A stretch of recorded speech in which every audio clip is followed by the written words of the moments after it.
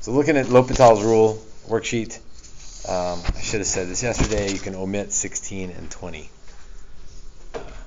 because those are tricky. So from what's left, questions? Number 11.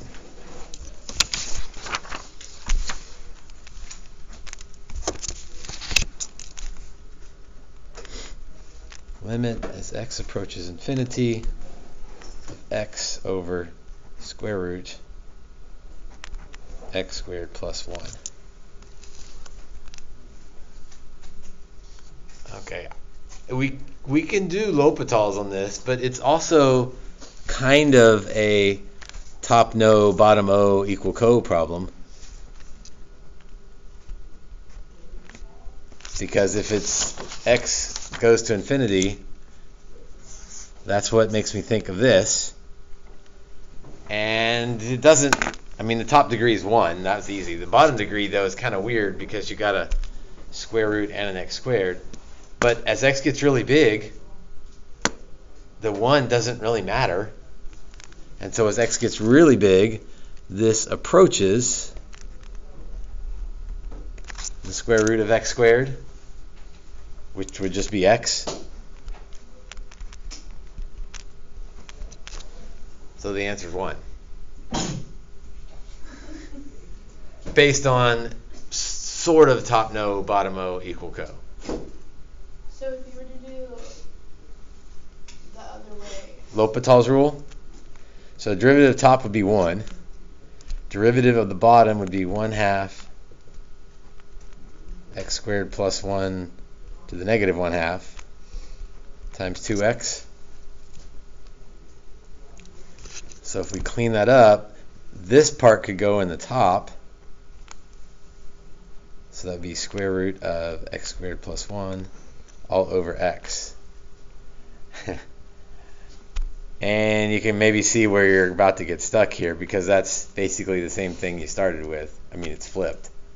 So if you do L'Hopital's rule on that, you're going to go right back to here and you're going to be stuck going back and forth forever. So you've got to come up with something else. And another algebra trick you could do is to multiply the top and bottom by 1 over x. Again, this is all, you should think, when x goes to infinity, you should be thinking top no, bottom O equal co. And not just have it memorized, but understand what it means so that when you get one that's a little bit different, you can still understand that, hey, when x is really big, the plus 1 doesn't really matter, and so this thing's headed to 1. That's the best way to do it. Again, it's not just memorizing sayings, it's understanding, what they mean and where they come from. Back to this way. If you multiplied through by 1 over x, you would get the square root of 1 plus 1 over x squared all over 1. That would be a little bit easier if you plugged in infinity there. This term would go to 0, and you'd end up with 1. That would be the algebra way to get there. So that one's barely even a L'Hopital's rule problem because you kind of get stuck. Which, if that's your only question, that's good because that's a tricky one. What else? Are there others? 13. Limit as x goes to infinity, natural log of x cubed all over x. Well, x goes to infinity, so my brain first goes to top no, bottom O equal co, but natural log, I don't know. I don't think that's going to fit here. I guess I first should have substituted, but I would get infinity over infinity, which is indefinite. Therefore, I will use L'Hopital's rule. So the derivative of the top is 3 natural log of x squared times 1 over x all over 1. So that would be 3 natural log of x squared all over x. Just rearranging things. If I do that limit as x approaches infinity, the top goes to infinity, the bottom goes to infinity,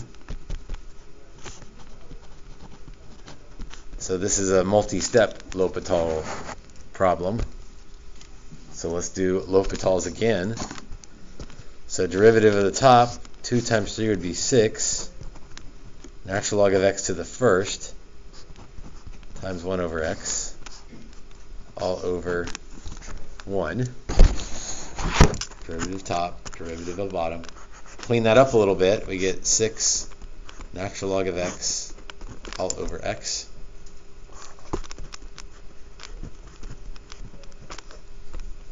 Plug in infinity, we still get infinity over infinity, but we're getting closer because we went from natural log of x cubed squared to the first.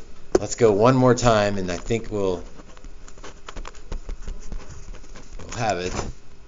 So L'Hopital's once more. Derivative of natural log of x is 1 over x. Derivative of x is 1. So 6 over x. Limit as x goes to infinity of 6 over x. Well, 6 divided by a really big number. Right? Remember, that's $6 in my pocket divided among everybody in the whole world. Nobody gets any money. It goes to 0. So that's a good question. That's a multi-step L'Hopital. So it took 3 iterations to get it there. Number 8. You're going to make me remember what the derivative of arc sine is. Limit as x approaches 0. Arc sine of x over x.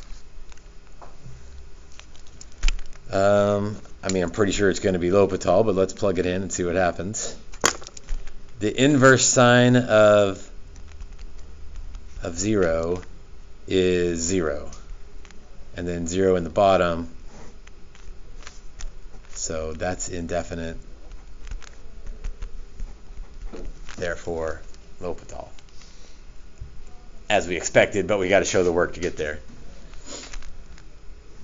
Okay, the derivative of arc sine, that was 1 over square root 1 plus x squared.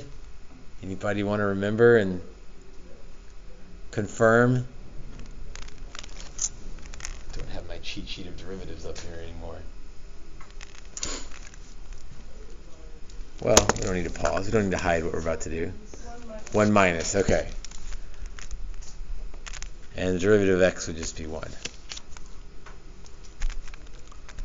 So that's 1 over square root 1 minus x squared. If we do the limit as x approaches 0, we get 1 over the square root of 1. So our answer is 1. So for me, the hardest part of that was, do you remember the derivative of the arc sine? After that, it wasn't too bad.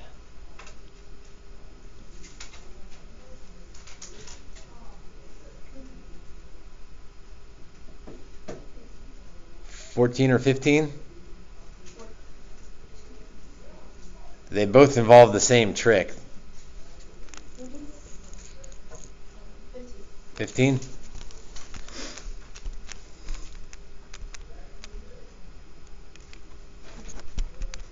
Limit as x approaches infinity of x times sine of 1 over x. So if I plug in infinity, I get infinity times sine of 1 over infinity. Well, 1 over infinity is 0. The sine of 0 is 0. So I get infinity times 0.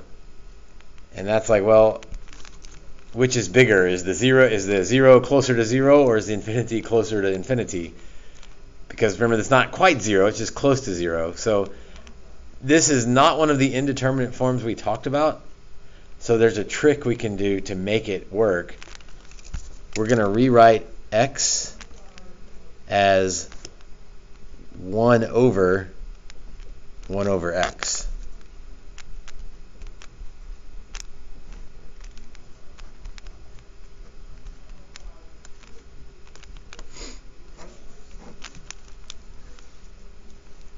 And the only reason we do that is because now we have 0 over 0, which is indeterminate. So L'Hopital's. So it's an algebra trick to rewrite x as 1 over x. It's like, why in the world would you do that? Except that it forces us into a L'Hopital's. So limit as x approaches infinity. Derivative of sine is cosine. And then chain rule, the derivative of 1 over x would be, let's see, that's x to the negative 1. So its derivative would be negative 1 x to the negative 2. So negative 1 over x squared. And then in the bottom, and this is why this is going to work, the derivative of 1 over x, well, we just did that. That's negative 1 over x squared. And so that's kind of cute that they forced this to happen, because what can we do next? Yeah, we can cancel that. And plug in infinity. Cosine of 1 over infinity. That's cosine of 0, which is 1.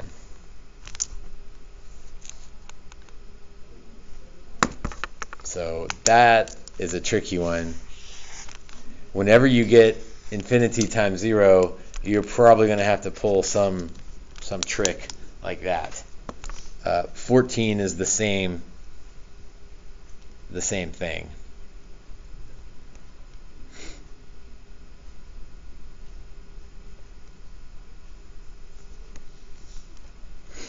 Or not exactly the same thing, but pretty similar.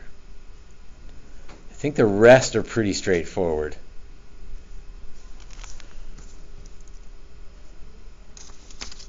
Do you want to answer more of those questions, or do you want to do some more of these, or do you want to do some off the review?